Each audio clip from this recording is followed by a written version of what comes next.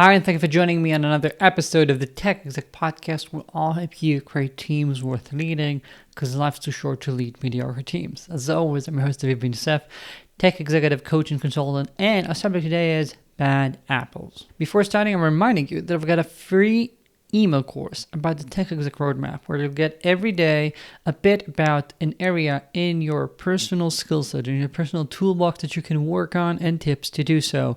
Again, it's free and you can get the link in the show notes. Now, let's talk about bad apples.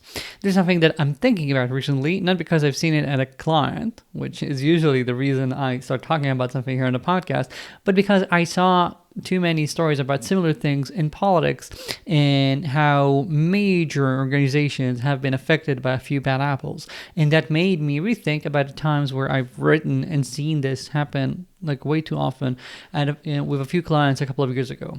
Now, the problem with bad apples, the concept is that sometimes we allow people who are not really good enough, who have problematic culture, who have done something wrong, to remain in their position, to still have their responsibility without having had any repercussions for their past behavior, and thinking that everything's going to be fine. Our teams can just continue going as is, or I'm so busy, or replacing that person is going to be so hard, and therefore I'm allowing those people to remain in their positions. And I've seen it repeatedly, for example, for the startup that had their sort of chief architect who was so aggressive in communications, in discussions, that essentially people stopped coming up with any sort of feedback around the architecture because they didn't want to get yelled at and verbally abused in meetings.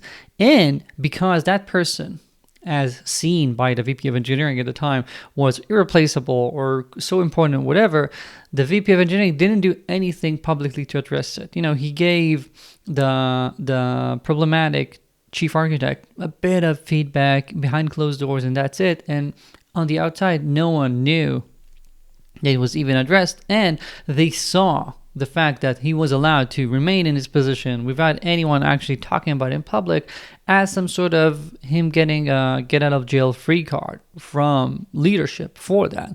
And that really harmed the company's culture, and it harmed the trust between people. People stopped talking about things. People stopped believing that they should speak up to the VP of engineering about anything, not just in this particular issue.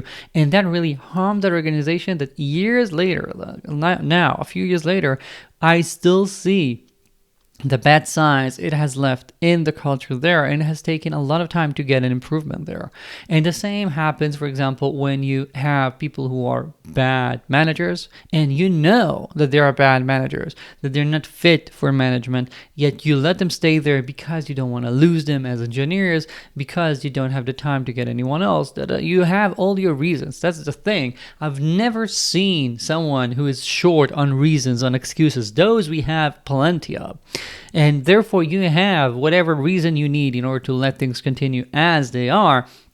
But you're missing the fact that those people right now who are bad managers, who are bad leads, who are bad seniors, who seem to offend others, who don't know how to communicate properly, who completely disregard what others might need, what others might think, who are not inclusive, etc., those people are actively harming your culture in a way that probably will not prevent you from hiring some new people right now, because those people don't know how bad things are, but you'll see effectiveness skydive and take a nosedive, whatever is the right analogy here, very quickly, because people stop caring. They disconnect, they disassociate. And I've seen this repeatedly in organizations, small and big. And what I want to say today, what I hope you'll take away, is the fact that even when things are hard, even when you don't have the time, you have to be an actual leader and step up, talk about what's happening. Don't allow bad things to continue without addressing it. The minimum that you can do is ensure that when something like that happens, you address it company-wide. I'm not saying that you need to rub someone's nose in their mess in front of the entire company, but I do think that if something has happened, if someone was verbally abusive in a discussion, you need to ensure that at least those two people have closure. as in they sat together, they talked about it, both know that you don't allow that sort of behavior, the offending part has excused themselves, etc., because you want to ensure that people see that this is addressed. At the bare minimum, you have to ensure that people get this feedback in their faces. This is sometimes more important than anything else professionally that they do. I don't care about how nice their code is, whether they manage their time well, if they're actively harming others all around. So we want to start with that. And then after you have that basic level of handling things, sometimes you have to take it even further and say, I'm sorry, but this cannot work. Recently, I worked with a small startup pre-seed that had this issue with their sole DevOps engineer who was being the sole DevOps engineer was already giving that person a single point of failure sort of situation in the company. But also in the time frame that they were, a lot of very important and very critical things were on that person's plate. So the company felt like he was extremely important for what was happening. And yet that person was actively harming others to the point that it was getting people to disrecommend coming to an interview for their friends. They had initially referred the company to their friends and then said, I don't think you need to come here because I'm not sure about what's going on. And some people actively considered leaving the company, telling so to the VP of engineering just because things were that bad. When you see that happen, you have to act immediately. You cannot allow yourself to just wait and hope that things will get better, that it won't be that big of a deal, that things will get solved. No, people need to see your leadership. And then when that happens, you need to give that person feedback. And if you don't see improvements quite rapidly, you have no choice other than take the hard decision, the tough decision of saying, sorry, but this is not going to work out. And only by you realizing that this has to be a viable option, that you have that banta, I think it's called in negotiations, right? The alternative to a negotiated agreement. You have to know that you have another option. If you tell yourself in your mind that you don't have any other options, you're going to be stuck with those bad apples and things are going to get rotten really quick. Instead, you have to tell yourself that you have a different option. You have to work on your options. That's part of leadership. You have to ensure that if needed, you know which consultancy you're going to get just to get a DevOps person to fill in the gaps till you find someone else, for example. Don't allow it to continue. And this is not just about a single, engineer. I've seen this happen with C-level executives that CEOs said, too bad, what can I do?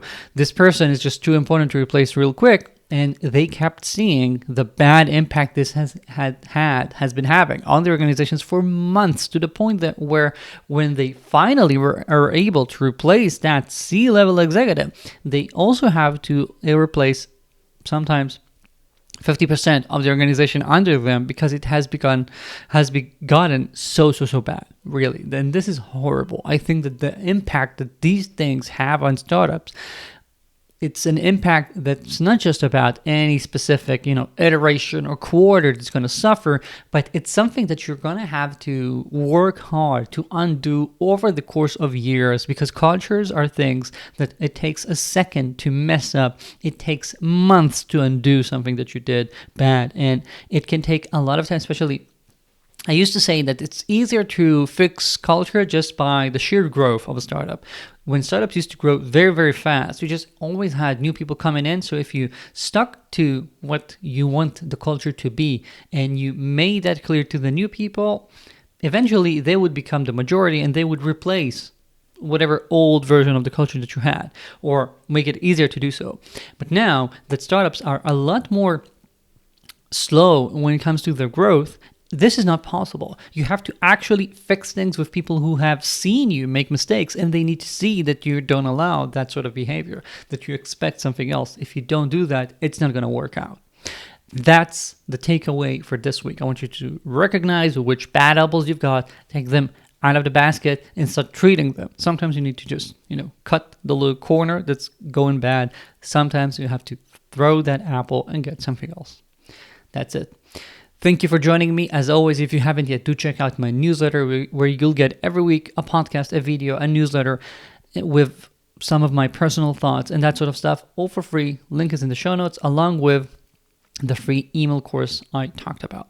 I'll see you here next week. Ciao.